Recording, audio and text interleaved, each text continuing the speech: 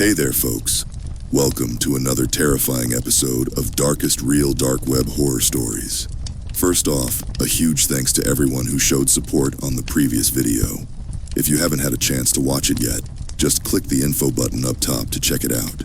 If you're enjoying these deeply disturbing narration videos so far, it would mean the world to me if you could hit that like button on this new one. That simple click really helps out the channel tremendously. And if you're new around these parts, don't forget to subscribe and ring that notification bell.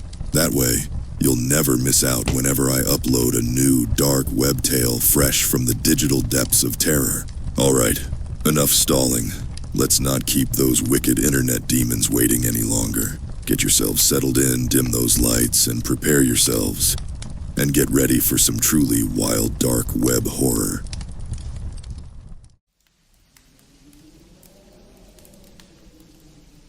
I don't know what I was thinking, really. I had been drinking with friends and got home drunk. I decided to open Tor, and one link led to another. I ended up on a marketplace website that was selling all sorts of shady shit. I could buy my own weight in cocaine if I saw fit, and had the money. Though something caught my interest. A posting said, "Mystery box made to order, $250. I read the description, which listed what it could contain. A brand new iPad. That was it. That was the thing that made me send $250 worth of Bitcoin to some random guy in some random place on the internet. I had vague memories of sloppily messaging the seller that I really wanted the iPad. Oh God, I remember sending them an extra $50 to sweeten the deal. What a dickhead. When I woke, my head hurt. I had a full-blown migraine. It wasn't until I'd had breakfast, showered, and opened up my laptop that I remembered. My heart sunk. I didn't have money to waste on shit like that, but I did. I clicked the button to message the seller to tell them I'd changed my mind, but nothing happened. I refreshed the page, and as you can guess, the listing wasn't found. Now, I didn't think myself to be an idiot. I wouldn't fall for 411 scams. I know no Nigerian prince wants to send me money, but drunk me. He's a bit of an asshole. I checked my Bitcoin account to see it tell me that I was out of untraceable money. I swear I had at least $750 worth in there, if you take the exchange rate of the day. With the way it fluctuates, it may have been only worth $300. I was depressed for the rest of the day. I promised myself I wouldn't do anything like that again. But then drunk me is a real, Weeks passed and I completely forgot about it. To be honest, I didn't want to remember how stupid I was. Today, though, I did remember. I walked downstairs to see a large brown box on the kitchen table, addressed to me. My dad must have received it from the mailman when he was getting ready for work. I stared at it, shocked to see it had actually arrived. I picked it up. The weight was lopsided, but it was heavy. That was a good sign. At least it wasn't filled with packing chips. I pulled off the tape and opened it up to reveal a lot of packing chips. I chuckled to myself before plunging my hand in. I pulled out an anonymous red sweater. I held it to my face. It smelled of perfume. It was used. I was slightly disgusted, but what did I expect from the dark web? I placed it on the table next to me. The next item was a set of keys. I examined them and wondered why on earth that was part of this parcel. It was literally like the guy just shoved some random things into a box and sent it off. I was beginning to feel ripped off. I placed my hand in again and pulled out a small bag with a note attached. I knew what it was before I read it. I was excited. A little thing to make the time pass more calmly. Written in Sharpie. It was a good amount of weed. I'd never bought drugs off the internet. I opened the bag to see if it was the real deal, and that strong, skunky smell rose up. I took a deep breath and sighed. I'd say it was $70 worth, give or take. I pushed it into my back pocket, worried that my mom could be up in any minute and catch me with it. I was intrigued to see what was remaining. Maybe I'd make my money back yet. The next item was a small wooden box. I opened it to see a few pieces of silver jewelry. I checked each one, having no idea if it was worth anything. There were 2 necklaces and 2 rings. I wondered if these were stolen or bought from a pawn shop. I placed it next to the red top. The next was another baggie, with another note written in Sharpie. You'll need these, trust me.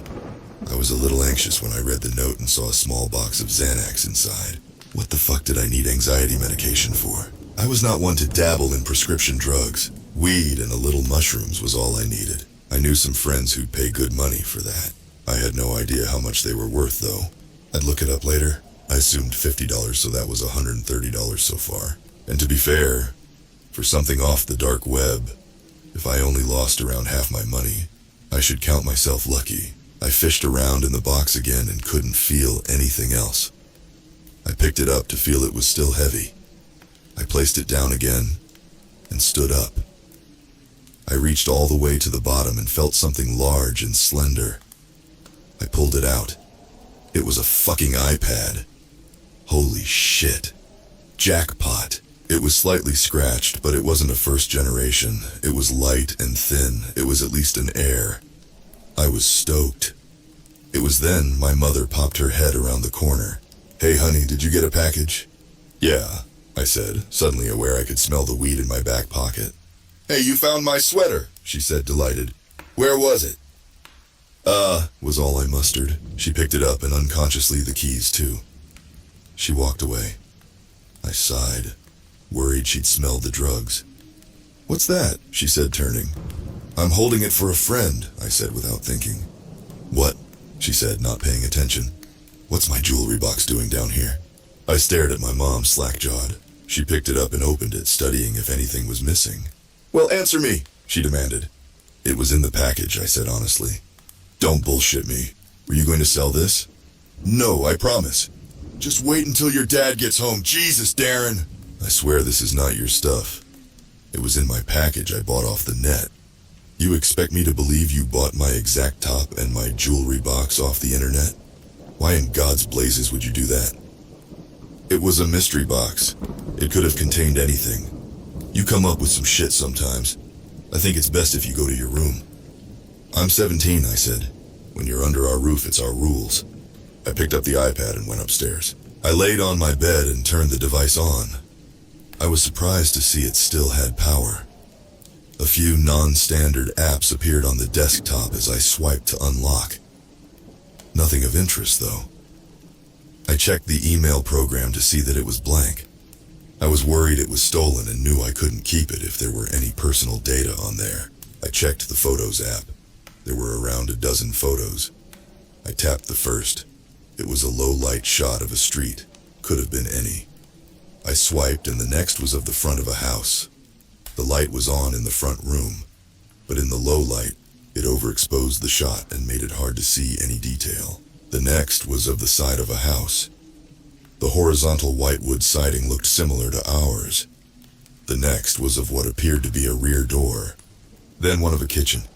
I did a double take. The place looked identical to ours. Then one of the living room. The TV bright and hiding the faces of the people who sat on the couch and chair. Then one of the stairs. The brown waxed wood of the floor was uncanny, and my heart thumped in my chest. Then one of the landing. This was no coincidence. It was our house.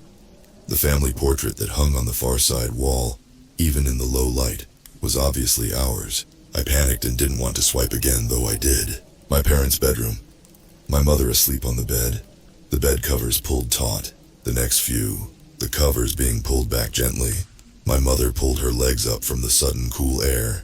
The cupboard open, a black-gloved hand reaching out and searching. The hand holding a red sweater. A dark photo with lines of light obscuring the view. Another dark photo, this time the exposure was better and I see it's from inside the cupboard. My dad was in the room. The next, my dad getting into bed next to my mother. Then one of the bed, my parents sleeping. I swiped again and saw the covers pulled back. Whoever it was doing this wanted to be caught, I was sure of it. After that, in the hallway again. The black-gloved hand holding the jewelry box outstretched. Only one photo remained and it was above a bed with someone sleeping below. It was me.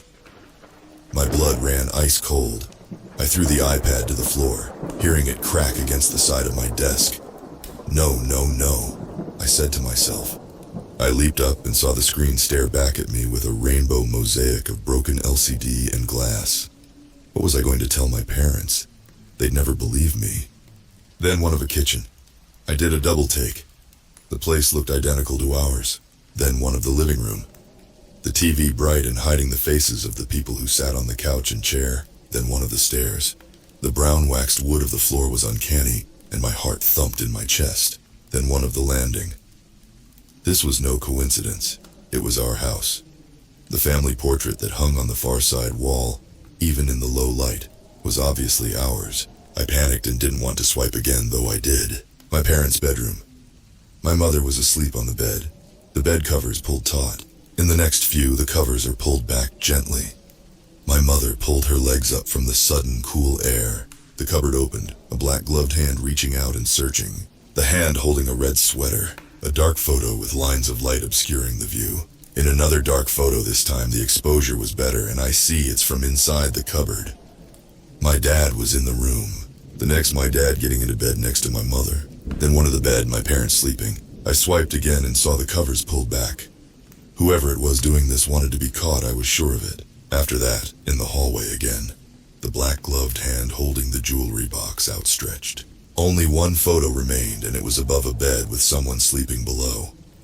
It was me. My blood ran ice cold. I threw the iPad to the floor, hearing it crack against the side of my desk. No, no, no, I said to myself. I leaped up and saw the screen stare back at me with a rainbow mosaic of broken LCD and glass. What was I going to tell my parents? They'd never believe me. I pulled the bag of pills out of my back pocket and read the note again.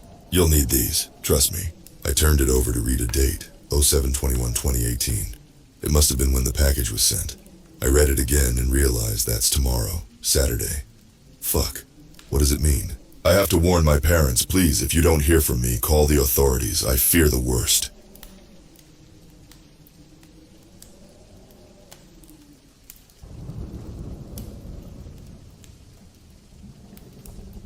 I'd always been aware of the deep web. You hear the craziest, most fucked up stories from people who have the balls to explore it. Websites that involve human experimentation, hiring a hitman, and even watching people through their own security cameras. It's fucked up.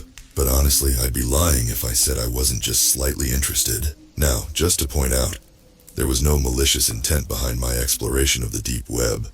I was just curious to see if it really was as bad as people said it was. The first thing I stumbled upon was a website extremely centered around death, which gave me a really uneasy feeling, so I didn't hang around that web page very long. It takes quite a bit to freak me out, so it's safe to say I was a little surprised that I couldn't even stomach the first website I clicked on. But hey, it's not supposed to be all unicorns and rainbows, right? Next, I clicked a website that was dedicated to watching people through security cameras. Most of the screens showed empty living rooms and patios. Some of them showed oddly filled rooms, like rooms that were packed with stuffed animals, and another that was eerily decorated with fucking Christmas lights and fake Santa Claus statues. Another screen showed a young woman doing yoga. That one had a lot of views. I didn't watch that one very long. Something inside me felt ill and just wrong, like what I was doing was sickening. I shook my head, blinking away any more curiosity before I hovered my mouse over the tiny X to close the window. Right before I pressed the mouse, I saw a blue link under a black screen that said, "Proceed with caution." I bit down on my back teeth, yelling internally to leave the page. Don't click the link. It's not worth it. It could be murder. Would that make me an accomplice? What if it was someone skinning an animal or some shit like that? But then again, what if it wasn't? I don't know what the hell propelled me to move my mouse away from the window, hovering it over the link instead. But that's where I ended up. My curiosity always got the best of me, and no matter how twisted my stomach felt, or how strong the feeling of dread was that lingered right over my head, I had to know. I really just had to know what the link led to, or I would go crazy until I finally figured it out. So, I pressed my mouse down and watched the link turn purple, felt my mouth go dry, and watched as the screen slowly loaded. The page was just comprised of a large screen, like the security camera page, only it was just one. The room was concrete, it was dark. There must have been a night vision camera or something because everything had a weird blue-green tinge, but you could tell there was little to no light. There was a dark liquid on the floor in a medium-sized puddle. I told myself it was gasoline, don't ask me why. Movement in the far right of the screen caught my attention, and I immediately perked in my desk chair, inching my face closer to the screen of my laptop. It looked like an arm, like someone's forearm. They were standing there, not really moving, but subtly swaying, just enough to not look completely still. "Hey," I said, before shaking my head and slapping my mouth shut. "Stupid." Then, the person walked. They walked over towards the left of the screen. I felt my stomach knot. Felt my throat tingle and tighten, bile rising in the back of my throat. I knew my mouth was open, gaping, and my eyes were wide, face screwed up into an expression of pure disgust. It was a young woman. She looked like she couldn't be older than 25 or so. Long, dark, and dirty hair was in tangles, like she'd been pulling at it. Her leg was dragging, her other skinny leg doing most of the work as she limped weakly. Her head was down, looking at the floor, and the sound of her dragging her foot across the concrete echoed in my silent room. I didn't think it could get any worse. I was so fucking wrong. Suddenly, the woman raised her head, and it looked like it weighed a ton on her tiny body. I hadn't noticed it before, only able to barely make out her side profile. But now it was clear as day. She looked around, eyes watering with tears and black makeup streaming down her face. Small strands of bloody thread were intertwined in her lips, messily tied, locking them together. Dark blood stained her chin, probably from where she'd tried desperately to open her mouth to scream, before realizing she couldn't. Her dainty fingers were stained as well, the same color as the puddle on the concrete. My whole body felt weak. My stomach was sick. I tried to tell myself it was fake, that it was all a big hoax. My eyes scanned to the bottom left of the screen. 5,623. 5,623 people were watching. Unable to fight it any longer, I ran straight into the bathroom, puking my insides into the toilet bowl. Everything in me felt disgusting, wrong, twisted. Once I was finally done, I laid on the floor of the bathroom, letting the cool tiles try to soothe my burning body. My head was spinning. I kept repeating to myself, over and over in my head, that I shouldn't have clicked the link. I should have left. I should have closed the fucking window and told my inner curiosity to go fuck itself. Instead, I was laying on the floor, the bathroom reeking of vomit, and my mind a complete mess over that the hell I was supposed to do. Should I get the link and send it to the police? Should I call them now? My first instinct was to copy and paste the link just in case, then call the police and inform them of what was happening.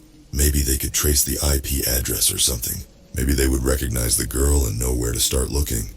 Maybe I could save her life. I'd feel really fucking dumb if this was all fake just to get viewers, but I wasn't about to gamble, not with what was at stake. I ignored the dizzy feeling flooding my head as I jumped up, grabbing the doorknob and twisting it a bit too harshly. When I flung the door open, my phone buzzed in my pocket, scaring the living shit out of me. I stopped mid-panic and picked it up with shaky hands. I saw my girlfriend's name and immediately slid to answer. My voice was a complete wreck, my eyes finding the screen where the girl shrunk down to the ground, the sound of her cries bouncing around the room, making my body feel rigid. I had nothing left to throw up, but I still felt so sick. "Madeline, you're not going to believe what I just fucking saw."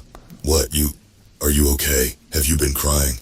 "No, I'm not okay," I answered, averting my eyes from the screen. "I know you said to stay away from the deep web, but..." "Are you kidding me?" Her voice went from caring to mad in a split second. "I told you to stay away from that place. You never listen to me. You never fucking do." "There's a girl," I said weakly. "She's trapped in some basement or something, her mouth is. Her mouth is like sewn shut. There's blood all over her face and hands. I don't know what to do, Madeline." The woman's cries got louder, more desperate but muffled. "I'm so sorry. Close it out, clear your history, and never go back there again. I'm not kidding. But should I call..." "No." Her voice was stern now. "You don't know if it's bullshit. It's probably staged to gain disgusting viewers, apparently like yourself. People do it all the time. That's why I said it'd be best if you just stayed away from there. You could get yourself into a lot of trouble." I didn't say anything, wordlessly walking over to the desk. My hands shook as I raised my mouse to the small X once more. My eyes watched the number of viewers slowly tick higher and higher before I closed the window. I felt even worse than before. "Okay, we can file a report tomorrow just in case, but for now go to sleep and stay the fuck away." I can't believe you even went there in the first place.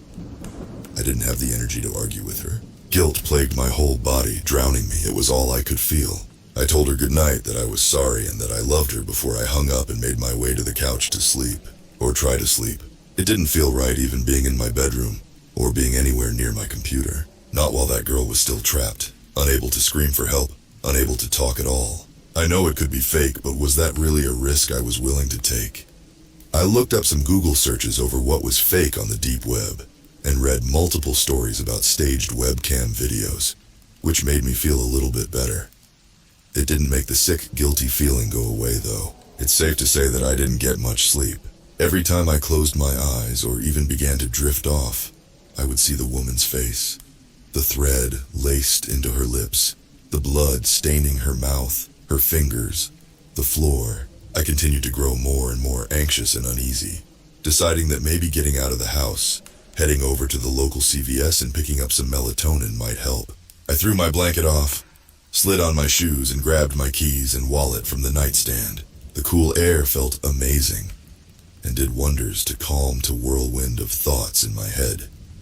I went to check the time, realizing I'd left my phone at home. Not a huge deal.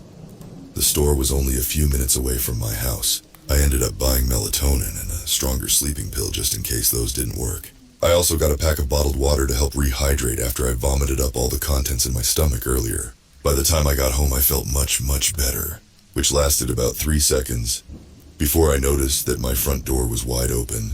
Now, I may have been in a state of shock and panic, but I never ever leave my front door open or even unlocked. My heart immediately began to race. I got out of my car, closing the door quietly and unlocking my trunk, grabbing the crowbar that I keep in there. "Who's there?" I yelled into the house, waiting for any noise. "Who is in there?" My own voice was shaking and weak. I was met with complete silence. Keeping the crowbar up and ready to strike, I walked to the couch and felt for my phone. As soon as I found it, I hit the emergency button and waited until I got a hold of a 911 operator, letting her know that I think my house was just broken into. She told me police would be on their way. After checking around the house for anything odd, I decided to give my girlfriend a call, letting her know what had happened.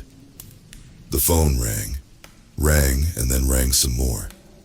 After getting her voicemail, I hung up, knowing she'd probably be asleep this late at night. I waited about 20 or so minutes for the police to show up, and walked around with them like a scared puppy as they checked every room.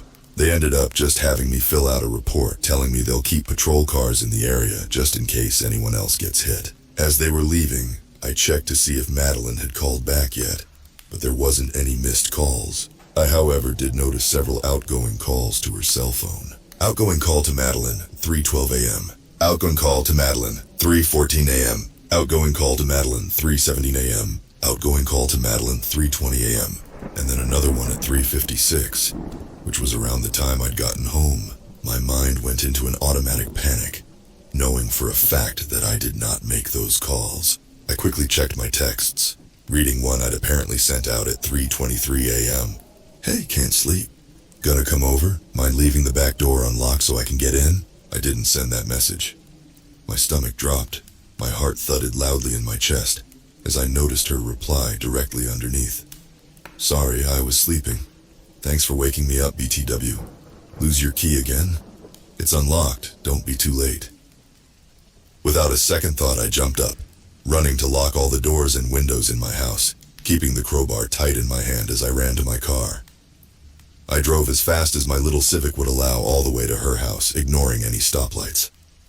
It only took me 3 minutes to get there, but I still knew it'd be too late. I made my way to her back door, feeling every cell in my body burn when I saw it was wide open. My face was hot. My hands were shaking, but I stepped in, crowbar raised like a bat, ready to swing. I tried to keep my emotions at bay as I looked around her dark house. "Madeline?" I called out.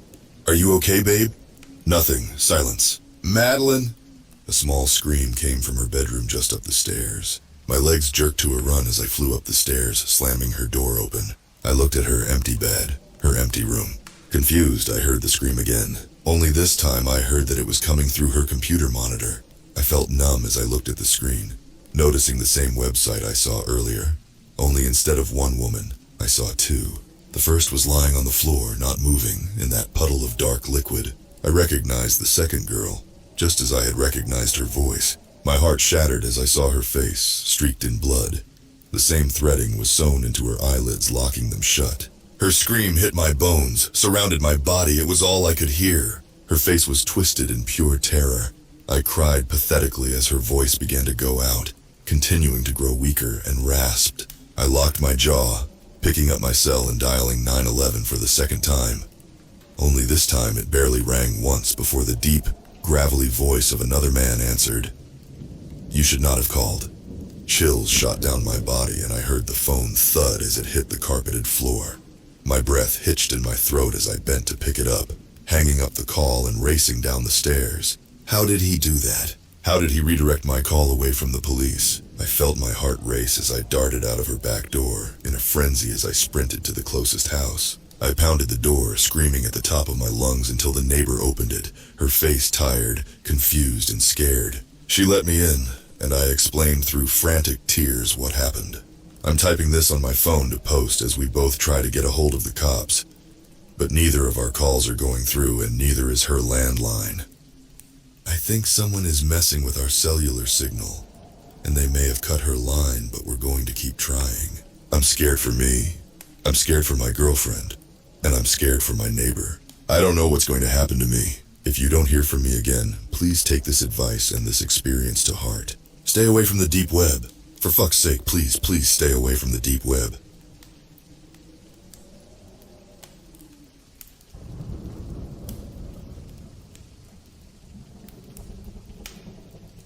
The dark web. The name itself is a meme.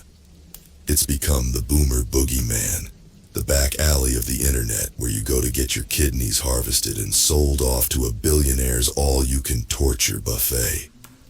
It's the skeezy part of town, the no-man's land of the digital world, chock full of society's most vile scum. It's also pretty boring. See, the dark web really isn't that much different than the surface web. Sure, it has a cooler name and better privacy, but most people use it for the same shit. Social media? Check. Shopping? Check. Pirating movies? Duh. Did you know Facebook exists on the dark web? You do now. My parents are terrified of the dark web. They speak about it hushed breaths, sort of like Ron Weasley talks about Lord Voldemort. It's as though they think uttering its name too loudly will invoke the wrath of some serial hacker, just waiting in the wings to delete their bank accounts. Ridiculous, right? I told them they were paranoid. To prove them wrong, I even downloaded the Tor browser and uninstalled Chrome. There's nothing to fear on the dark web, I said, so long as you've got half a brain's worth of sense in you. Now I wish I could take it all back. I stumbled across the website after a long night of drinking. I'd been out with Jared, my best friend since childhood, reminiscing about the good old days of driving Mrs. Crabtree up the wall.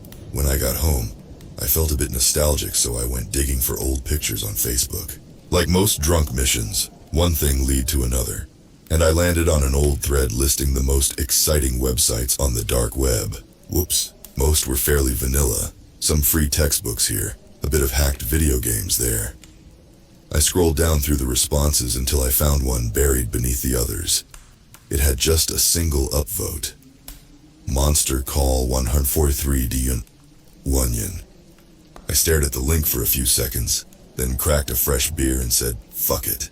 The website was plain, mostly white text on a black background. Across the top was a banner emblazoned with the words, "Call your monsters." I cracked a grin. It was kinda cute, in an edgelord emo kid sort of way. After clicking through a few menu links, I landed on the Order a Monster page. It said that for $99, they would deliver a personalized monster to a doorstep of my choice. Free shipping, too. The flavor text read, "Perfect for getting even with terrible bosses, backstabbing friends, and childhood enemies." I laughed. The idea was absolute gold. They even had a monster call guarantee of same-day shipping. How they managed to pull that off, I had no idea. Maybe they had a network of paid actors patiently waiting to dress up in Halloween costumes and say a few canned lines on somebody's doorstep. Or maybe it was like Build-A-Bear, where you got to design your own stuffed version of ghouls like Dracula and the Wolfman. Whatever it was, I decided I was far too drunk to give a shit about how they made it happen. All I knew was $100 was a damn steal. I smashed the order button, and it brought me to a follow-up page titled, Design Your Monster. I practically licked my lips. This was the juicy bit. The website gave me a drop-down list of selectable options based on modifiable body parts. The mouth, for instance, had fangs, broken teeth, no mouth, multiple mouths, and too many teeth. I thought the idea of too many teeth sounded ridiculous enough to be awesome. So I picked that and went down the list and selected the rest of the monster's attributes, including its body type, its subspecies, and finally its power. The next page said, Leave a message. I mulled it over for a few minutes before deciding to keep it simple. I typed boo into the text field. Once I was finished, I clicked complete, and it brought me to a new screen that made me jump. It was a webcam video of me, staring shocked at my laptop. The stream was live. At the top of the page, a red text banner proclaimed, Perform the blood sacrifice. I cocked an eyebrow. What? As if in answer to my confusion, a list of instructions faded into view on the bottom of the screen. Utter the name of your recipient. Pierce your skin. Consume your blood. I burst out laughing. This was too wild. Not only were they going to deliver a monster to somebody's doorstep, but they were going to include a goofy ritual video too. All right, I decided. I'm game. I went downstairs and grabbed a knife from the kitchen drawer and headed back up to my room. Holding my hand up with a coy grin, I pricked my thumb with the tip of the blade. Jared Mayhew, I announced dramatically. I stuffed my bleeding thumb into my mouth and sucked it clean. Then I held it up drunk and proud, as evidence of my dark ritual complete.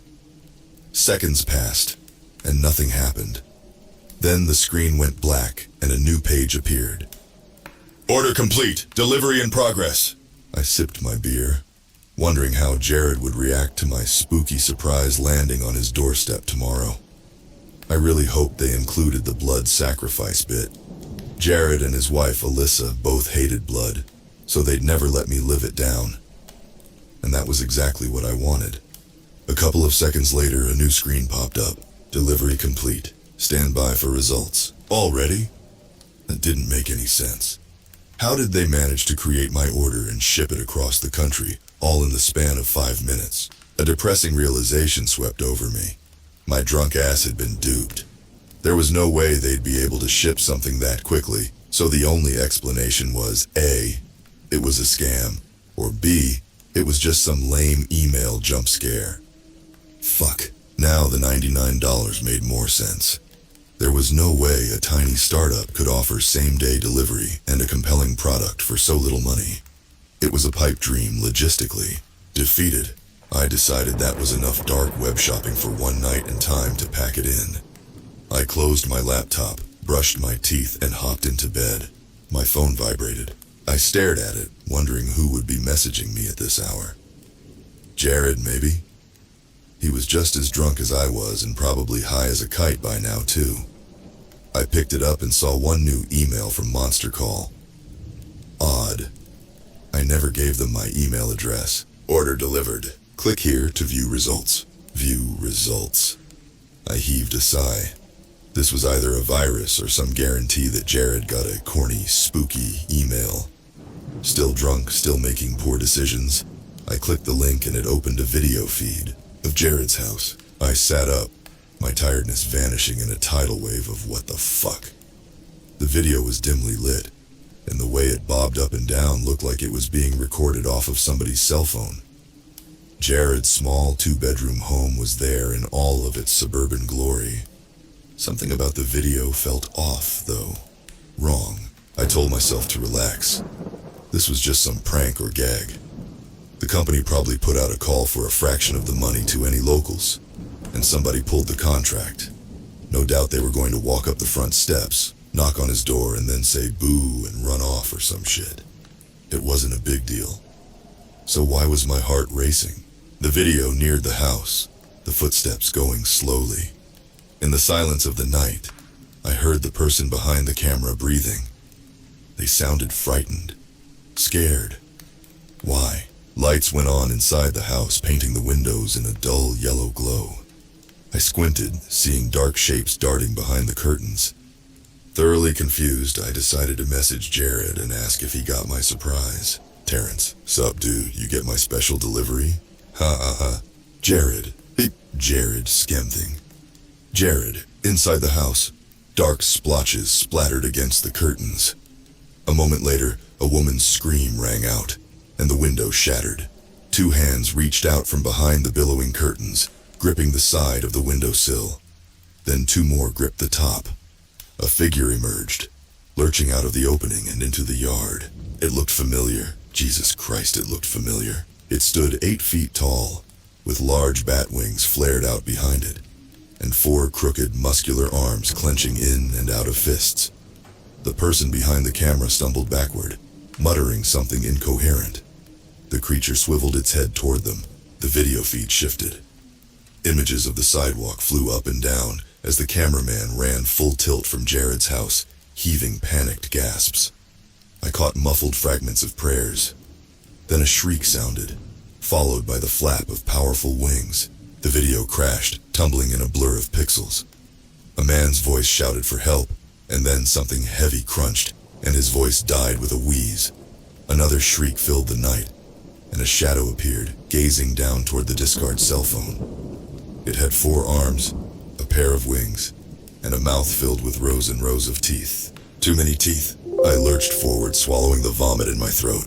In one of the creature's arms was a 30-something man, struggling wordlessly against the monster's might. His chest looked like it had been caved in. The creature leaned towards him, pressed its teeth against his face, and slowly bit down. The man's legs kicked and jolted as the beast's teeth began rotating like a blender, tearing his flesh from his skull. It dropped him there, convulsing and dying, then beat its great wings and took off into the sky. Moments later, I heard confused shouts. Footsteps pounded against the pavement. More hollers. People called for the police. Other neighbors told children to get back inside. I put my phone down, horrified. It had to have been a joke. There simply was no way that it actually happened. It couldn't have. It was too gruesome, too violent. That was digital effects all the way. It had to be. They were great at those these days, weren't they? The next day I got a call from Jared's parents. His mother tried to talk, but she couldn't get past the tears, so she put Jared's father on the line. He explained that something terrible happened last night. My heart slammed in my chest. Well, what happened? I asked. I told myself to relax, that there was nothing to worry about. Monsters didn't exist. I knew that. Terrence, he said quietly. This isn't easy to talk about, and it's harder to hear. But last night somebody broke into Jared and Alyssa's home. Police think it was sometime around 2 in the morning. My jaw hung limp, my hand trembling as I held the phone to my ear. A terrible coincidence. That's all it was. A terrible, horrible coincidence. I don't know how to say this, he said, so I'm just going to come right out with it. He took a deep, shuddering breath, and when he spoke again, his voice was as fragile as glass. The intruder that broke in, he mutilated them. Mutilated? I said in a small voice. Oh my God, Jesus. Yes.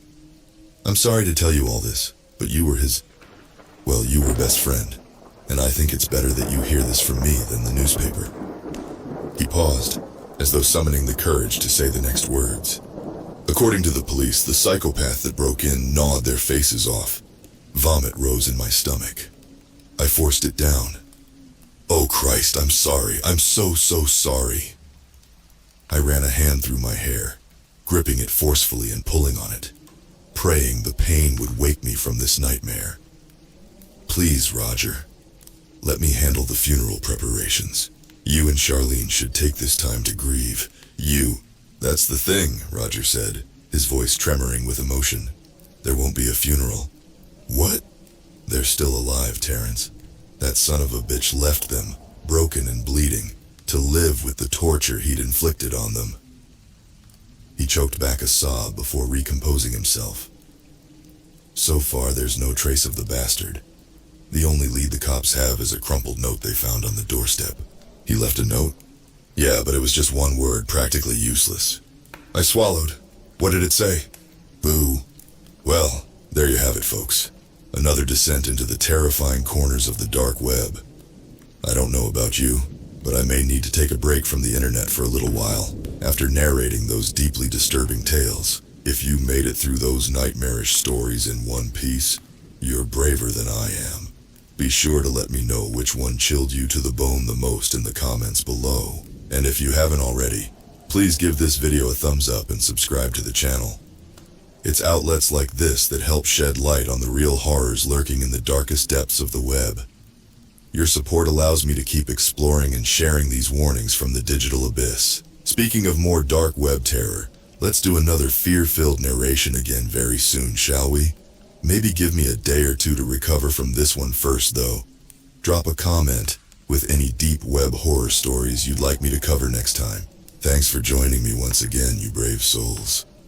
I'll see you next time when we go even punching further through the trapdoor into internet's most hellish corners. Sleep well, if you can.